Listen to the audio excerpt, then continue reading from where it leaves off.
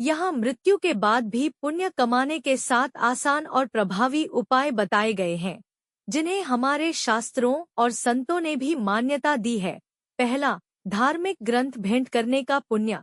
यदि आप किसी को भगवद गीता, रामायण, श्रीमद्भागवत, वेद, उपनिषद या अन्य कोई भी धार्मिक ग्रंथ भेंट करते हैं, तो ये केवल एक किताब नहीं, बल्कि ज्ञान, भक्ति और मोक्ष का मार्ग है जिसे आप आगे बढ़ा रहे हैं। जब जब वह व्यक्ति उस ग्रंथ का पाठ करेगा, उसके मन को शांति मिलेगी, उसके जीवन में धर्म का प्रकाश फैलेगा, और हर बार जब वह ग्रंथ पढ़ा जाएगा, तो पुण्य का फल आपको भी मिलता रहेगा, चाहे आप इस धरती पर रहें या नहीं। यही है सतत पुण्य कमाने का सरल और श्रेष्ठ मार्ग। दूसरा, व्हीलचेयर का दान। सेवा और पुण्य दोनों का मार्ग। यदि आप एक व्हीलचेयर किसी अस्पताल, वृद्धाश्रम या जरूरतमंद संस्था को दान करते हैं, तो वह सिर्फ एक उपकरण नहीं, बल्कि किसी असहाय के लिए चलने का सहारा बन जाती है। जब जब कोई रोगी उस व्हीलचेयर का उपयोग करेगा, उसका दर्द थोड़ा कम होगा, उसे राहत और सहूलियत मिलेगी, और हर बार जब वह व्हीलचेयर किसी की सेवा करेगी, तो उस सेवा का पुण्य आपको मिलता रहेगा। पैरों से लाचार किसी को पहिए देना ईश्वर को आपके कर्म दिखाने जैसा है। तीसरा, अन्नक्षेत्र के लिए मासिक ब्याज वाली एफडी। अमर पुण्य का मार्ग। यदि आप किसी अन्नक्षेत्र, धर्मशाला या मंदिर में एक ऐसी फिक्स्ड डिपॉजिट एफडी करवा देते हैं, जिसका मासिक ब्याज भोजन के लिए उपयोग किया जाए, तो आपने एक ऐसा पुण्य संकल्प लिया है जो जीवन भर चलता रहेगा और मृत्यु के बाद भी आपको फल देता रहेगा।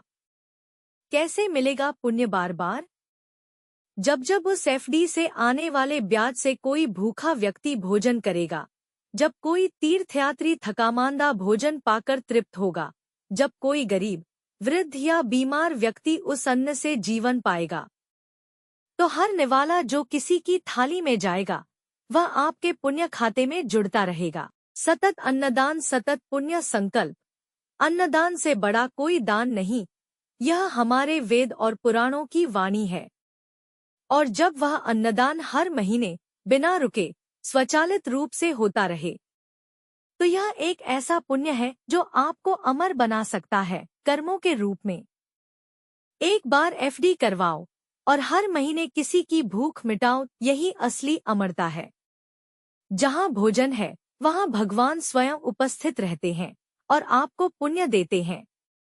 चौथा, पब्लिक प्लेस पर वाटर कूलर दान। कभी न खत्म होने वाला पुण्य। अगर आप किसी सार्वजनिक स्थान पर जैसे मंदिर, अस्पताल, school, bus stand, railway station या किसी भी सार्वजनिक स्थल पर एक वाटर कूलर लगवाते हैं, तो आप सिर्फ ठंडा पानी नहीं दे रहे, बल्कि हर प्यासे के लिए ईश्वर के हाथों से जल दे रहे हैं। हर बूंद एक पुण्य। जब जब कोई प्यासा व्यक्ति उस ठंडे पानी से तृप्त होगा, जब कोई वृद्ध, बच्चा, मजदूर या यात्री वहां पानी पिएगा, जब गर्मी में किसी को राहत मिलेगी, हर बार आपके नाम से पुण्य का एक और बीज बोया जाएगा। पानी पिलाना सबसे सरल, सबसे श्रेष्ठ दान। शास्त्रों में कहा गया है, जल दान महादान है, क्योंकि जल ही जीवन है, और जीवन बचाने वाले को पुण्य स्वर्ग से भी ऊंचा मिलता है। घर में रखा पानी जीवन देता है, पर सार्वजनिक जलदान अमर पुण्य देता है। प्यास बुझाओ ऐसे कि पुण्य कभी सूखे नहीं। पांचवा, किसी अनाथ को शिक्षित करना सबसे बड़ा जीवन दान, सबसे स्थायी पुण्य। यदि आप किसी अनाथ बच्चे की पढ़ाई का जिम्मा उठाते हैं, स्कूल, किताबें, यूनिफॉर्म, फीस आदि का प्रबंध करते हैं, तो आप सिर्फ एक बच्चे की मदद नहीं कर रहे, बल्कि उसकी पूरी पीढ़ियों को अंधकार से निकालकर उजाले की ओर ले जा रहे हैं। दुआएं जो पीढ़ियों तक चलती हैं। जब वह बच्चा बड़ा होकर आत्मनिर्भर बनेगा, जब वह अपने परिवार को पालने योग्य बनेगा, जब वह दूसरों की मदद करेगा, तो हर सफलता, हर मुस्कान के पीछे आपकी छाया होगी और वहां से आएगी आपको अनगिनत दुआएं और पुण्य। एक अनाथ को कलम थमाओ और वह तुम्हारे लिए स्वर्ग का दरवाजा खोल देगा। छठा, अपनी संतान को परोपकारी बनाना अमर पुण्य की सबसे उच्च अवस्था।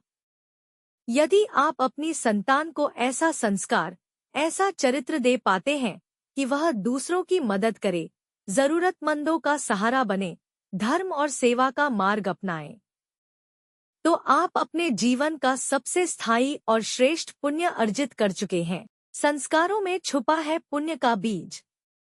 जब आपकी औलाद भूखों को भोजन कराए, जब वह किसी अनाथ की मदद करे, जब वह किसी वृद्ध का सहारा बने, तो वह हर परोपकार, हर सेवा आपके पुण्य खाते में भी जुड़ता रहेगा। क्योंकि उस अच्छाई की जड़ आपने बोई थी।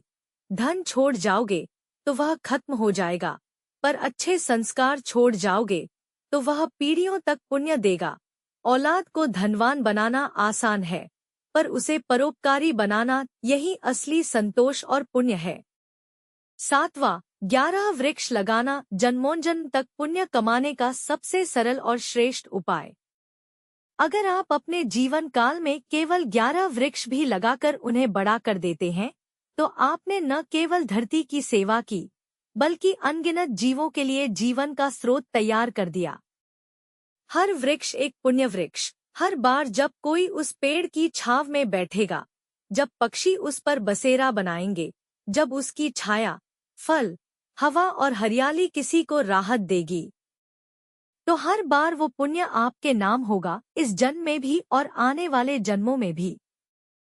आपका लगाया हुआ वृक्ष आपके मरने के बाद भी सांसें देता रहेगा और पुण्य भी। अगर आप अमर होना चाहते हैं तो वृक्ष लगाइए, वह आपको जीवन के बाद भी जीवित रखेगा। आपके नाम के पुण्य के पेड़ लगते रहेंगे और आपको फल मिलते रहेंगे।